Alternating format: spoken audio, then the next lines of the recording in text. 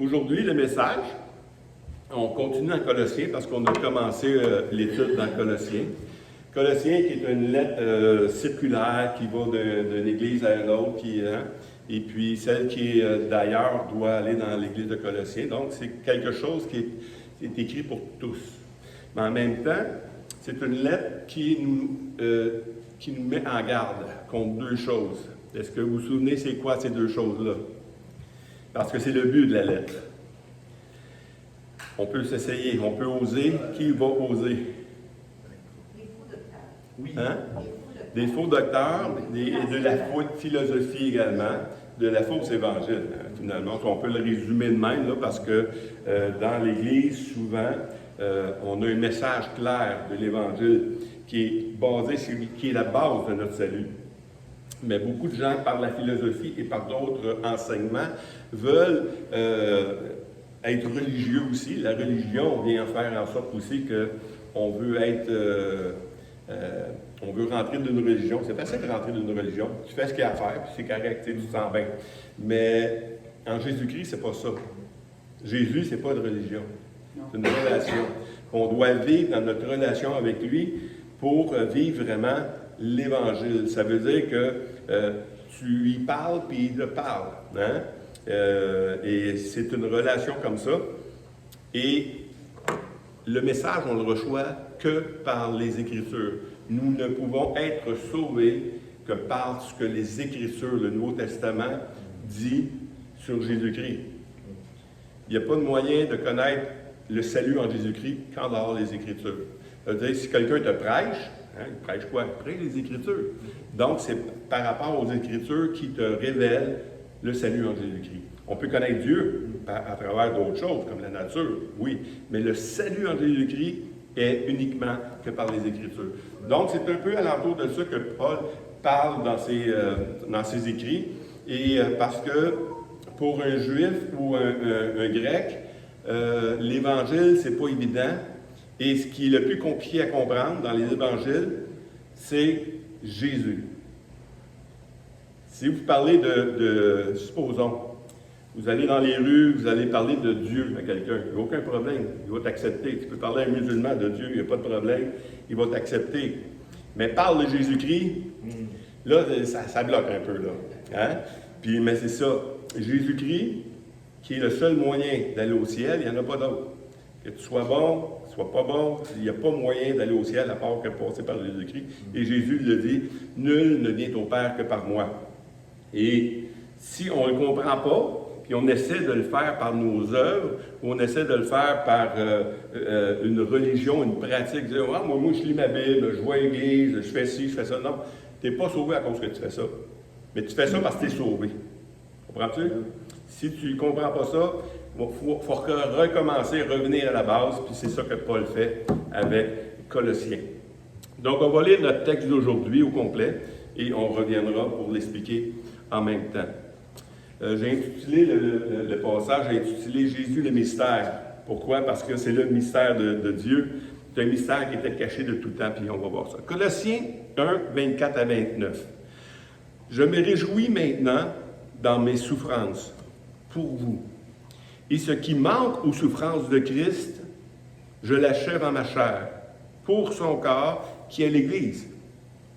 C'est d'elle que j'ai été fait ministre, selon la charge que Dieu m'a donnée auprès de vous, afin que j'annonçasse pleinement la parole de Dieu, le mystère caché de tout temps et de tous les âges, mais révélé maintenant à ses saints, à qui Dieu a voulu faire connaître quelle est la glorieuse richesse de ce mystère parmi les païens, savoir Christ en vous. Wow, ça je l'ai souligné, pourquoi? Parce que c'est vraiment important. L'espérance de la gloire, c'est lui que nous annonçons, exhortant tout homme et instruisant tout homme en toute sagesse, afin de présenter à Dieu tout homme devenu parfait en Christ. C'est à quoi je travaille en combattant avec sa force qui agit puissamment en moi. Amen. Donc, c'est un passage qui finit le chapitre 1, et puis on va le résumer. Mais Seigneur, on a besoin que tu viennes nous révéler, hein, parce que le mystère de Christ, c'est un réma qu'on doit recevoir, une révélation qui nous montre vraiment le point central de toute Écriture. Et c'est toi, Seigneur, par le Saint-Esprit, qui peut nous le révéler, par les Écritures également. Et on a besoin de ton aide. On a besoin de ton aide afin que tu viennes nous toucher. T'ouvres les yeux de ton entendement, Seigneur Dieu, afin qu'on puisse saisir cette base de l'Évangile qui est le salut en Jésus-Christ pour tout le monde. Bénis ta parole, bénis chacun de nous, Seigneur, dans le nom de Jésus. Amen. Amen. Donc, le premier passage qu'on va voir, c'est le premier verset, hein, le verset 24. « Car je me réjouis maintenant de mes souffrances pour vous. » Ça, c'est dur à... Hein? Qui a déjà évangélisé, mais sérieusement? Il y a des souffrances qui viennent avec ça. C'est pas toujours le fun. Tu ne fais pas toujours recevoir d'une bonne manière. Ils ne sont pas tous contents. « Ah oui, enfin, quelqu'un qui parle de Jésus! » Non, c'est pas de même. Ça arrive, mais normalement, c'est non. Je veux rien savoir de ça. Je veux pas. Puis ça, c'est juste correct, là. Mais quand ça va plus loin, ils te chassent. Puis dans ta famille, ils veulent même te renier. Hein? Tu as perdu quoi? Tu as perdu ta femme, tu as perdu ton mari, tu as perdu tes enfants à cause de l'Évangile. Je te dis que c'est pas évident. Mais Paul ici, il dit, je me réjouis maintenant de mes souffrances pour vous. Paul il a appris. Et il a appris à se réjouir à travers ses souffrances. Dans 2 Corinthiens 7, 4 à 5, il dit, « J'ai une grande confiance en vous. J'ai tout sujet de me glorifier de vous. Je suis rempli de consolation. Je suis comblé de joie au milieu de toutes nos tribulations. » Wow! Ça, on dirait que c'est deux mots compensants. Joie, tribulation. Mais ça va ensemble. Pourquoi? Parce que nous savons que ce que nous vivons, oui, c'est nous qui vivons, mais c'est qui est visé? C'est Christ qui est visé. C'est Jésus en nous qui est visé. Et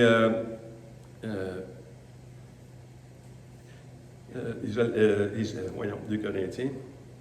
Car depuis mon arrivée en Macédoine, notre chair n'eut aucun repos. Nous étions affligés de toute manière, lutte au dehors, crainte au dedans.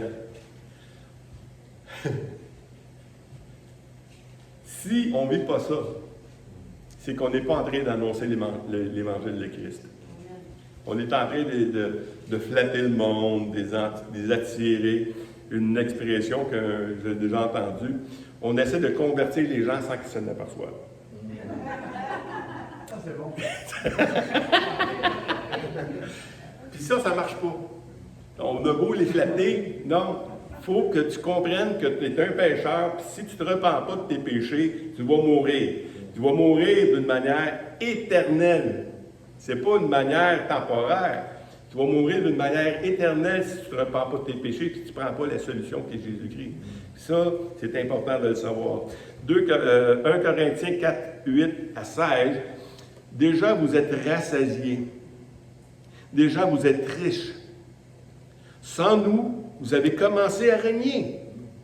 Et puis, si vous régnez, en effet, afin que nous aussi, nous régnions avec vous, car Dieu, ce me semble, a fait de nous, apôtres, les derniers des hommes, des condamnés à mort, en quelque sorte, puisque nous avons été en spectacle au monde, aux anges et aux hommes. Et on peut continuer l'autre, parce qu'on a l'impression que Paul, là, il est en train de dire, ben oui, mais finalement, c'est juste les apôtres qui vont souffrir. Non, non, regardez bien le reste. Nous sommes tous à cause de Christ. Nous sommes fous à cause de Christ. Mais vous, vous êtes sages en Christ. Nous sommes faibles, mais vous êtes forts. Vous êtes honorés et nous sommes méprisés. Jusqu'à cette heure, nous souffrons la faim, la soif, la nudité. Nous sommes maltraités, errants, ça et là, et nous fatiguons à travailler de nos propres mains. Injuriés, nous bénissons. Persécutés, nous supportons. Calomniés, nous parlons avec bonté. Nous sommes devenus comme les balayures du monde, les rebuts de tous, jusqu'à maintenant. Mais ce n'est pas tout. Ce n'est pas pour vous faire honte que j'écris ces choses, mais je vous avertis comme des enfants bien-aimés, car quand vous auriez 10 000 maîtres en Christ, vous n'aurez cependant pas plusieurs pères, puisque c'est moi qui vous ai engendré en Jésus-Christ par l'Évangile. Je vous en conjure donc, soyez mes imitateurs. Ça veut dire qu'on peut... Il y a deux manières de vivre l'Évangile. D'une manière active ou d'une manière passive. Hein? On peut le considérer comme un match de hockey. Hein? Il y a juste du monde sur la glace, les autres sont en train de faire la partie, mais il y a plein de monde dans les estrades. C'est pas des joueurs de hockey, ça. C'est des partisans. Faites attention d'être des partisans, d'être des observateurs de ce que l'équipe est en train de faire, parce que nous sommes tous participants à l'Évangile. Et nous avons tous reçu l'Esprit, nous avons tous reçu le Seigneur Jésus-Christ, et nous avons tous à témoigner également. Donc, si vous ne souffrez pas pour l'Évangile, c'est que vous êtes un spectateur. C'est dur le matin, hein? Je suis dur le matin? Mais il faut que ça soit dit, parce que c'est la vérité. On n'ose pas, on ne veut pas blesser les gens parce qu'on pense qu'on va blesser les gens. Même moi, ça me revient régulièrement. Écoutez, quand je m'en vais aux portes, là, la dernière chose que je veux faire, c'est de déranger les gens. Mais en même temps, je sais très bien que si je ne vais pas les réveiller, si je ne vais pas leur prêcher l'Évangile, ils vont mourir dans leur péché. Parce que la seule manière d'être sauvé, c'est par la prédication de la parole de Dieu.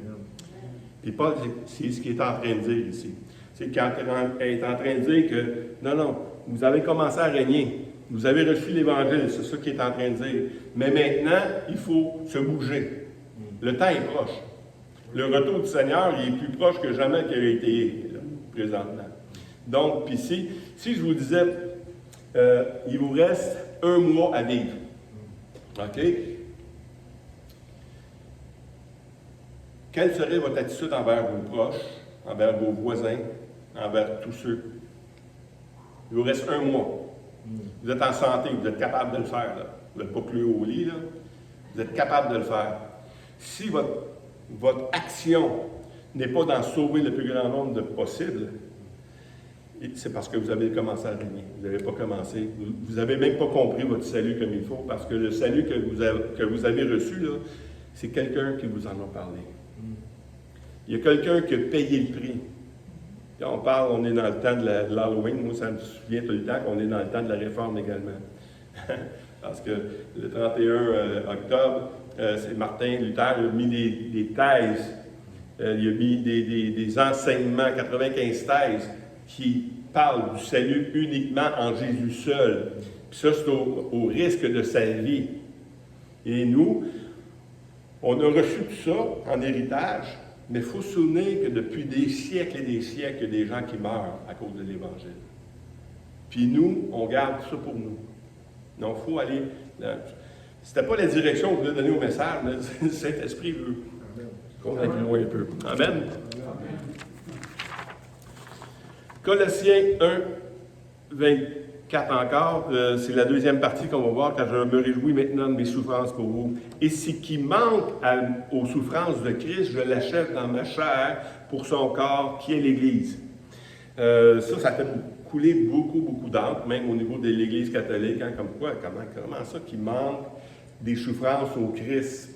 Non, il ne manque rien. Il ne manque rien aux souffrances de Christ.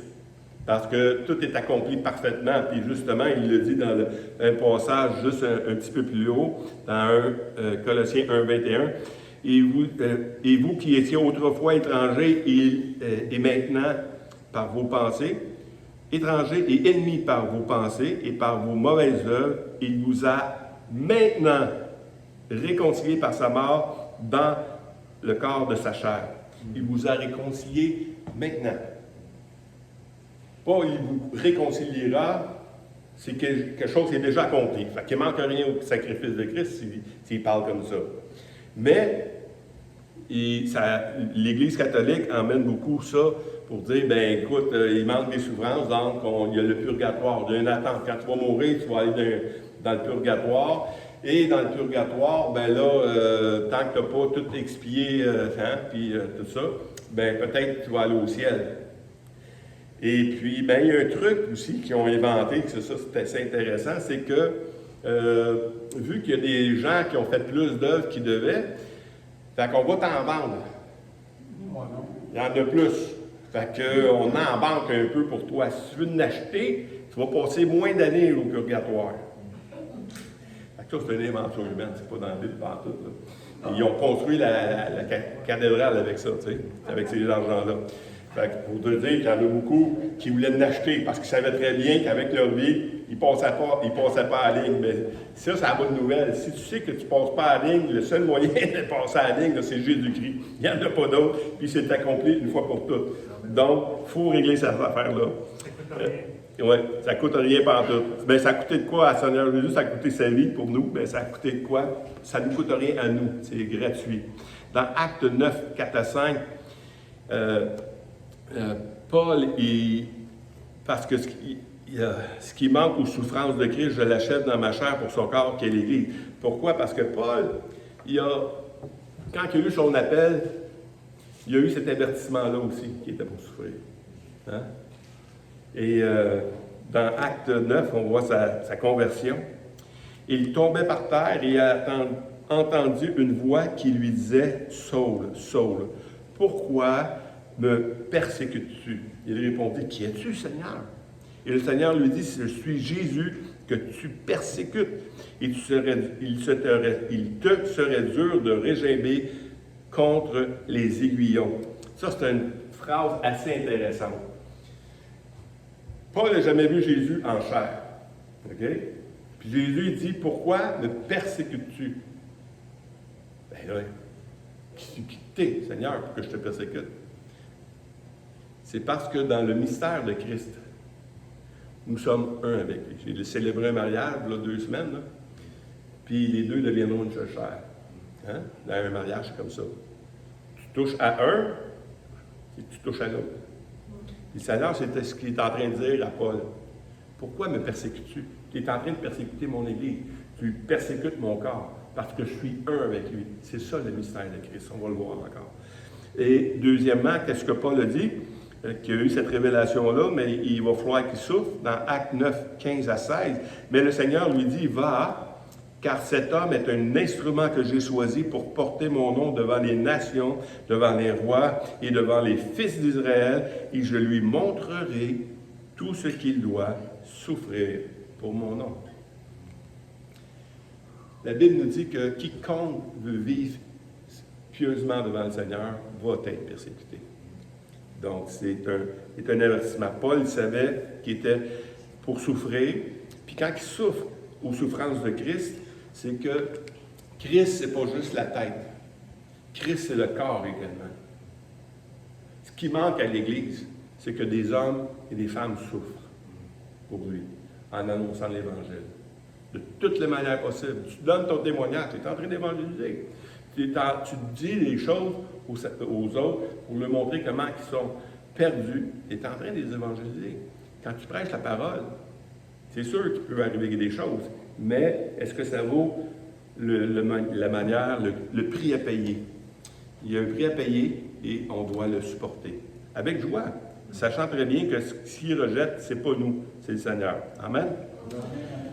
Dans 25-26a, en parlant de l'Église, Paul dit, c'est d'elle que j'ai été fait ministre selon la charge que Dieu m'a donnée auprès de vous, afin que j'annonçasse pleinement les paroles de Dieu, le mystère caché de tout temps et de tout âge. Ça, c'est un mystère. Jésus-Christ, c'est un mystère. C'est pas que ce n'était pas écrit de lui. L'Ancien Testament au complet met l'emphase sur Christ. Du début de la Genèse à l'Apocalypse, Christ est le centre. Donc, c'est pas que c'est quelque chose qui est caché dans les Écritures, mais c'est caché au cœur de l'homme. En parlant avec des musulmans dernièrement, ils rejettent, ils croient que Jésus-Christ est venu, là, c'est même dans le Coran, tout ça. Mais qu'il est le Christ, qu'il est celui que Dieu va prendre pour sauver le monde. Ça, ils ne sont pas capables de l'accepter. Parce que, autant qu'un juif qu'un musulman, tu as l'attente de Christ qui va venir, comme nous on attend encore, là, eux autres aussi ils l'attendent encore, mais ils l'ont rejeté. Hein, comme qui dit dans Jean, la lumière est venue par le milieu des siens, mais les siens l'ont rejeté. Ils n'ont pas reconnu que c'était lui le Christ. Malgré tous les miracles qu'il faisait, malgré tout ce qu'il faisait, les gens n'ont pas reconnu Jésus-Christ comme étant le Messie. Et c'est pour ça qu'il était caché. Parce qu'il y a deux manières qui est révélé. Même s'il est écrit dans les Écritures, clairement, pourquoi je dis clairement? Parce que chaque fois que les Juifs, par exemple, prennent la Pâque, toute signification de tout élément dans la Pâque signifie ce que Christ a fait. OK? Puis là, j'en parlerai pas aujourd'hui, on n'est pas rendu à la Pâque. Mais essayez de me rappeler à Pâque de vous en parler, parce que vraiment, toute la signification de la Pâque juive témoigne de ce que Christ a fait. OK? Et puis, mais ça prend quelque chose de plus. Ça prend le Saint-Esprit. La parole, plus l'Esprit, ça fait quelque chose. La parole sans l'Esprit, ça ne fait rien. Il n'y a aucune puissance.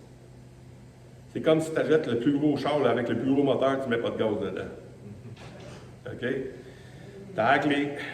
C'est bien beau. Hein? Même si c'est Jean qui l'a peinturé, il est bien beau. Mais il ne sert à rien. Il n'y a pas de gaz. Il faut mettre de l'essence. Puis, le Saint-Esprit, c'est ça. C'est celui qui donne le pouvoir. Le pouvoir qui va faire fonctionner la bébelle. Dans Romains 16, 25, 26, à celui qui peut vous affermir selon mon évangile. Wow, déjà juste là. À celui qui peut vous affermir selon mon évangile. Il y a quelqu'un qui peut vous affermir, c'est le Saint-Esprit. Et la prédication de Jésus-Christ, conformément à la révélation du mystère caché pendant des siècles, mais maintenant révélé, mais manifesté maintenant par les écrits des prophètes. Et pourtant, ça fait longtemps qu'ils sont écrits les prophètes. D'après l'ordre de Dieu éternel et porté à la connaissance de toutes les nations, afin qu'ils obéissent à la foi. Troisième élément, les Écritures, Saint-Esprit et la foi. Si tu n'as pas la foi dans ce que Christ a fait à la croix, tu ne vas pas loin non plus. Marc 9, 4, 9 à 12. Puis il dit, à celui qui a des oreilles pour entendre, entendre. Lorsqu'il fut en particulier, ceux qui l'entouraient avec les 12 l'interrogèrent sur les paroles qu'il leur dit. Excusez, j'ai de la misère avec mes lunettes un peu. Avec les paraboles qu'il leur dit. C'est à vous qu'il a été donné le mystère du royaume de Dieu. Mais pour ceux qui sont dehors, tout se passe en parabole, afin qu'en voyant, ils voient et n'aperçoivent point. Et qu'en entendant, ils entendent, mais ils ne comprennent point, de peur qu'ils ne se convertissent et que les péchés ne leur soient pardonnés. Voyez-vous, ils voyaient, ils l'entendaient, mais il était aveugle, il était sourd. Pourquoi? Parce que seulement Dieu peut accomplir ça dans la vie d'un croyant. Ce n'est pas par nos propres efforts. C'est lui qui le fait. Dans Colossiens, on va continuer en Colossiens, Colossiens 1, 26 à 27. Là, on voit le mystère. Le mystère caché de tout temps et de tous les âges, mais révélé maintenant à ses saints, à qui Dieu a voulu le faire connaître. À qui Dieu a voulu le faire connaître. Ça, c'est choquant pour bien du monde. Comment? Oui, mais non, non. À qui Dieu veut le faire connaître? C'est lui qui décide. C'est pas nous qui décidons. Dieu décide de faire connaître. C'est lui qui ouvre les yeux. C'est lui qui enlève le voile. C'est lui qui fait toutes ces choses-là. Quelle est la glorieuse richesse de ce mystère parmi les païens? Et là, il donne la réponse. Savoir Christ en vous, l'espérance de la gloire. Christ en vous, ça c'est un mystère. C'est un mystère. Nous sommes la fiancée de Christ. Hein? L'Église est l'épouse future qui s'en vient. Comme le mariage, les deux deviennent une seule chair. Mais on est tellement un avec Christ. On l'a vu avec Paul, quand Paul persécute l'Église, c'est Christ qui persécute. Que c'est un mystère, ça. Non seulement parmi les Juifs, parce que les Juifs, pour eux, c'était le seul peuple qui pouvait être sauvé, là. Mais là, maintenant, c'est les païens qui sont sauvés. Ça, c'est encore un mystère, même si c'est écrit. Toutes les nations de la terre seront bénies en ton nom. Hein? C'est révélé à grandeur des Écritures. Mais ici, le mystère que Paul parle, puis il en parle avec assurance, c'est Christ en vous, l'espérance de la gloire. Christ en vous, l'espérance de la gloire. C'est que si Christ ne vient pas habiter dans ta vie, tu ne peux pas voir Dieu le Père.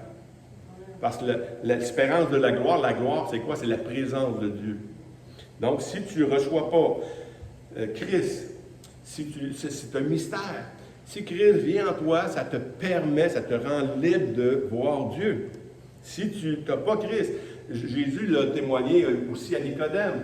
Si tu ne nais de nouveau, tu ne peux voir le royaume de Dieu. Tu ne peux pas recevoir le royaume de Dieu. Quand il y a des témoins de Jéhovah qui viennent chez nous, c'est ce passage-là, je leur parle.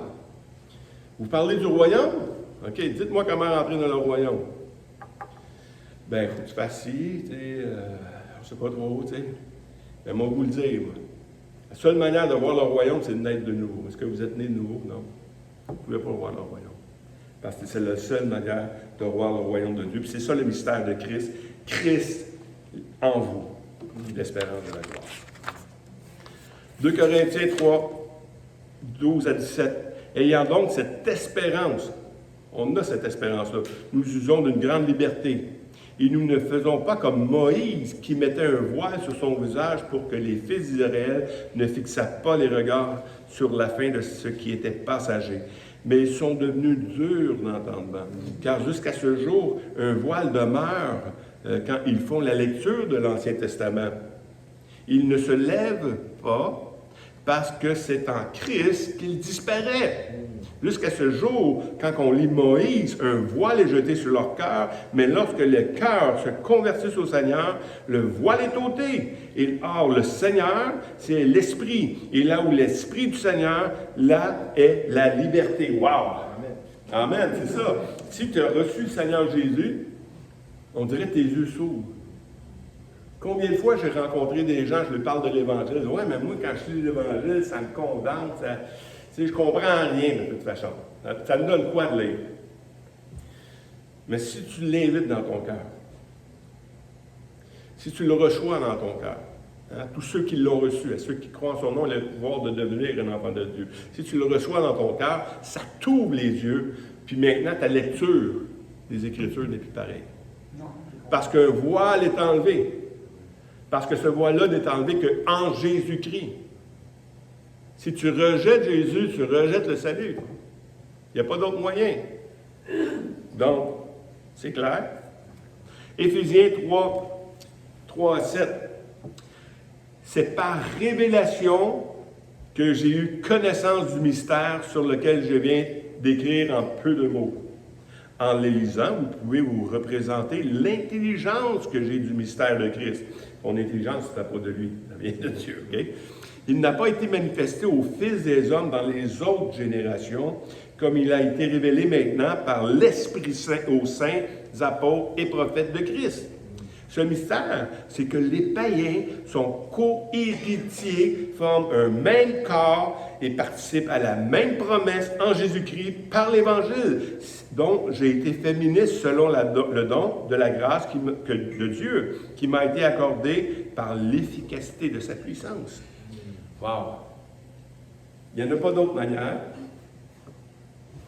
Et ce mystère-là, c'est vraiment Jésus-Christ en nous. Les païens et les Juifs sont co-héritiers. Ou si je peux dire autrement, les Juifs et tout le reste de la terre sont co-héritiers en Jésus-Christ. Que ce soit grec, que ce soit, peu importe ta religion, si Jésus-Christ n'est pas dans ta vie, tu n'es pas réconcilié avec Dieu. Tu n'es pas réconcilié avec Dieu. Puis ça, c'est accordé. Il m'a été accordé par l'efficacité de sa puissance. Sa puissance, c'est qu'est-ce qu'on a pris tantôt. Son corps meurtri à la croix et son sang versé pour nous. Ça, c'est puissant. Le sang de Christ est puissant pour sauver quiconque. Le plus pécheur, le plus meurtrier, le plus salaud, le plus écœurant, la seule manière d'être sauvé, c'est le sang de Christ. Puis celui qui reçoit ça, peu importe qui il est sauvé. Par la grâce de Dieu. Et c'est par ce que lui nous donne. Par sa puissance. Colossiens 1, 27. À qui Dieu, par l'efficacité de sa puissance, et à qui Dieu a voulu faire connaître par quelle est la glorieuse richesse de ce mystère parmi les païens, savoir Christ en vous, l'espérance de la gloire. On a parlé un peu tantôt. On va continuer dans Jean 3, 14 et 16.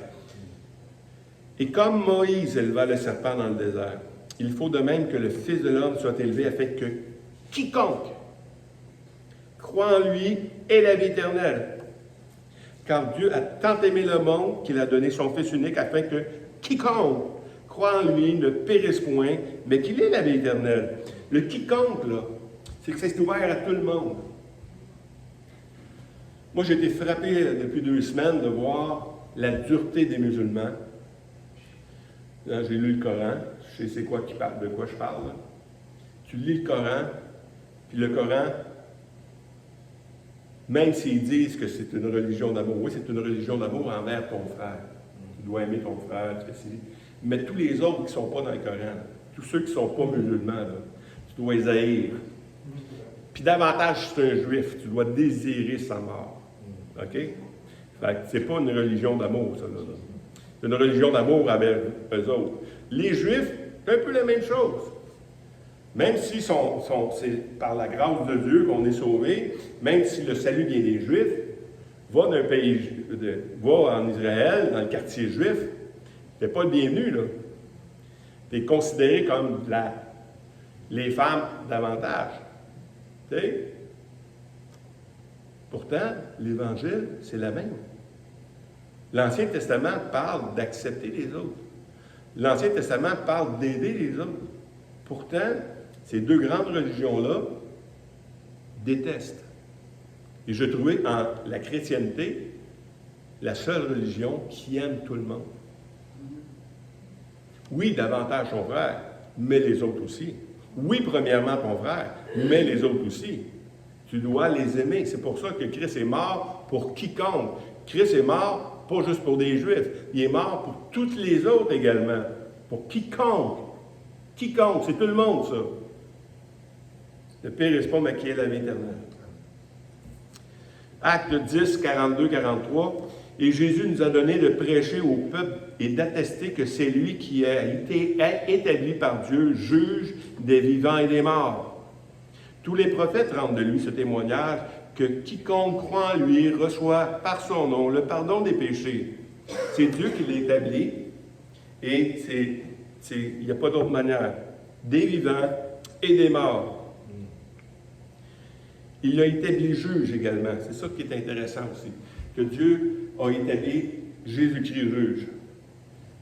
Quand je parle avec un musulman, puis je parle la vie après la mort, qu'est-ce qui va arriver? Il va y avoir un jugement. Quand je parle avec un juif, qu'est-ce qui va arriver après la mort? Un jugement. Mais Dieu établit Jésus-Christ juge.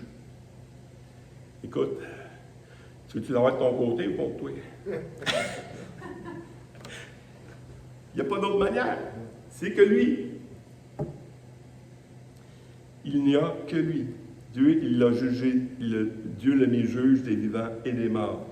Même les prophètes, même avant Jésus-Christ, même avant le Nouveau Testament, tout ça est écrit que Jésus-Christ était pour ça. Dans Jean 5, 24 à 27, en vérité, je vous dis, celui qui écoute ma parole et qui croit en celui qui m'a envoyé a la vie éternelle. Il ne vient point en jugement, mais il est passé de la mort à la vie. En vérité, je vous dis, l'heure vient, il est déjà venu, les morts entendront la voix du Fils de Dieu, et ceux qui auront entendu vivront. Car comme le Père a la vie en lui-même, ainsi il a donné au Fils d'avoir la vie en lui-même. Il lui a donné le pouvoir de juger parce qu'il est le Fils de l'homme. Hein? C'est tellement grand ce qu'on est en train de parler. Moi, ça me dépasse constamment. Mais il l'a envoyé, pourquoi? Pour que ceux qui croient en lui, qui lisent sa parole, qui écoutent la parole et qui croient en lui, aient la vie éternelle. C'est tellement simple, l'Évangile. Il n'y a pas 25 choses à faire. Là. Dieu te révèle que c'est le Fils de Dieu, puis le seul moyen d'aller voir le Père, c'est par le Fils, ben c'est où je signe. Parce que, écoute, c'est tellement facile. Il dit, j'ai même prêché l'Évangile à des criminels à un moment donné, parce que un de mes amis, il faisait des contrats pour les Hells, et tout ça. Puis, c'était mon ami, collègue de travail. Et puis, je l'ai emmené à un déjeuner de l'espoir, tout ça. Puis il dit, non, je peux pas. C'est trop simple ton affaire. C'est impossible que ça marche. Avec ce que j'ai fait dans la vie, c'est impossible. Je ne peux pas être pardonné. Il n'y a pas de trop grand péché pour Christ pour nous pardonner. Celui qui croit en lui reçoit la vie éternelle. La vie éternelle, il n'y a pas de jugement ni de pensée d'elle-même.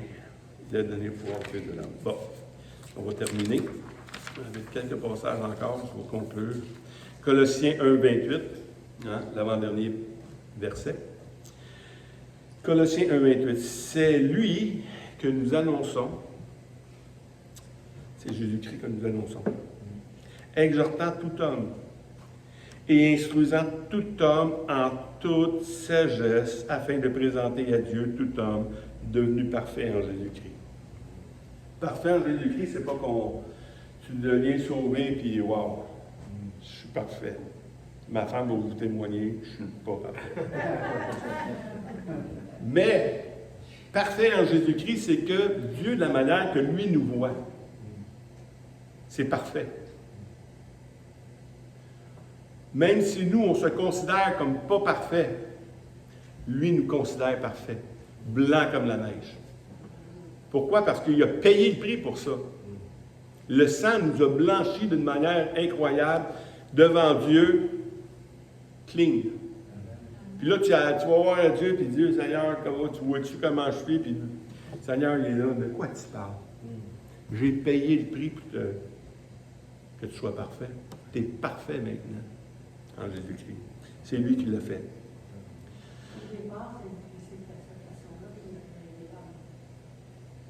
Pardon?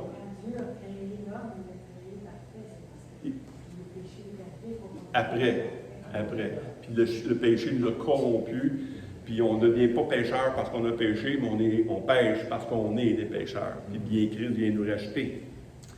Dans Colossiens 3 à 4, il dit, vous êtes morts, car vous êtes morts et votre vie est cachée en Christ, avec Christ, en Dieu. Quand Christ, votre vie, paraîtra, vous paraîtrez aussi avec lui dans la gloire. La gloire, la présence de Dieu. Tu ne peux pas être plus pardonné que ça. Christ est avec toi. Le mystère de Christ, c'est Christ en toi. Si Christ est en toi, tu es blanchi complètement. Tu es pardonné complètement. Il ne peut pas avoir plus saint que toi. Tu dis, écoute, tu vois Christ, la sainteté de Christ, bien, moi, chrétien, c'est ça. Nous, on a de la misère parce qu'on juge. On se blesse, on juge, on dit des paroles, on a des actes qui nous déplaisent les uns les autres. Mais il faut apprendre à se voir saint également. Puis il faut apprendre à voir les autres saints également. Oui, Jean? Ça, c'est très intéressant ce que tu dis. Parce qu'à un moment donné, d'un début, là, tu te regardes aller, mais à un moment donné, il faut que tu crois ce que Dieu a dit. Dieu a déclaré que je suis saint. C'est la foi. Pas un message, je me sens. Non. On s'en fiche de ce que tu sens. C'est qu'est-ce que Dieu a déclaré sur C'est ça. C'est la foi. C'est ça. Parce que tu peux te sentir pas sauvé. Là. Mais c'est pas parce que tu te sens sauvé ou pas sauvé que tu es sauvé. C'est parce que tu as cru en ce que Dieu dit. Dieu dit, si tu crois en moi, tu as la vie éternelle. Ben, si tu crois ça, tu l'as la vie éternelle. Arrête de niaiser avec ça. Ça va bien, hein?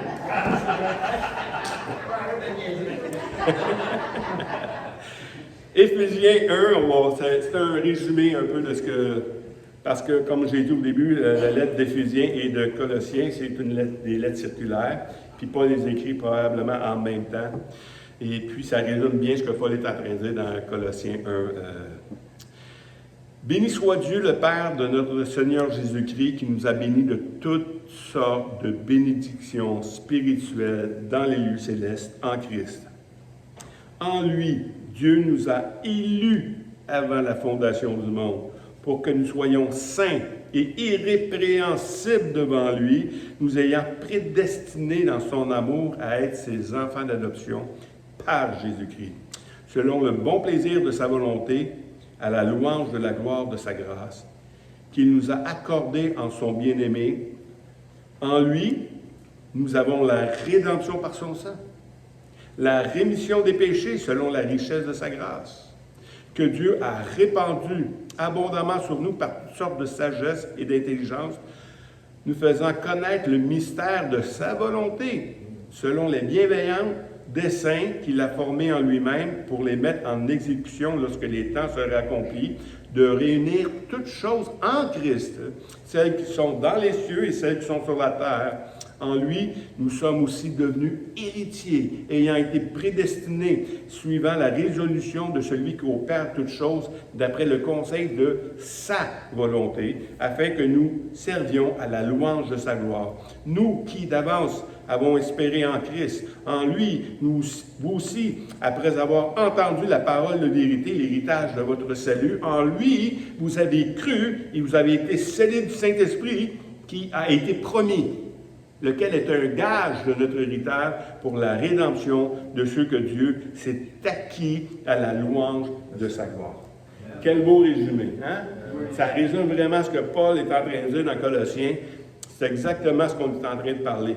L'Évangile, le mystère de Dieu, c'est Jésus-Christ en vous. Et le mystère, c'est que la seule manière de le recevoir maintenant, c'est plus en pratiquant une religion, c'est plus en allant au temple faire des sacrifices, c'est plus en te faisant circoncire, c'est plus en faisant des bonnes œuvres, c'est en recevant Jésus-Christ comme Seigneur. Après, tu vas faire des choses.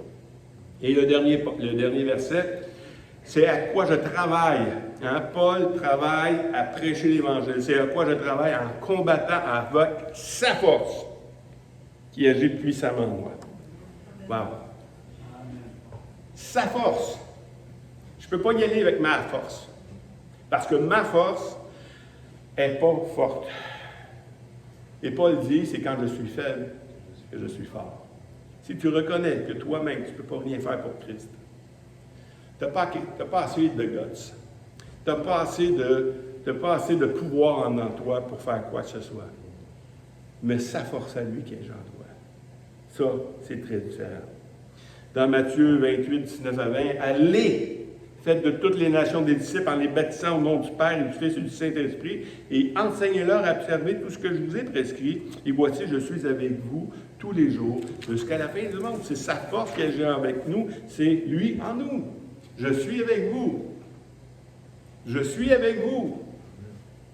Puis ça, on a de la misère à le croire. Quand on s'en va faire des choses, est-ce que vous savez qui est là?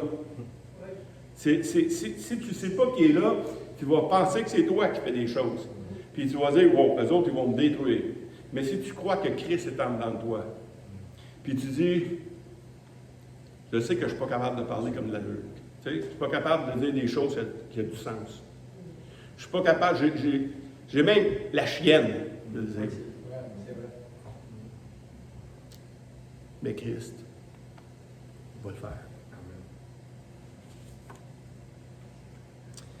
Il va se passer des choses. Il va se passer des choses. Alors, on verra le Fils venant sur des nuées avec une grande puissance et avec gloire. C'est que quand on va faire ces choses-là, quand on va prêcher l'Évangile, un jour, on va le voir arriver. Parce que Christ en vous, c'est l'espérance de la gloire. Christ en vous, c'est l'espérance de voir Dieu un jour face à face.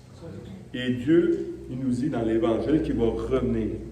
Il va revenir sur des nuées. Puis dans 1 Thessaloniciens 4, 16 à 18, car le Seigneur lui-même a un signal donné à la voix d'un archange, au son de la trompette de Dieu, descendra du ciel sur les monts, et les morts en Christ ressusciteront, premièrement.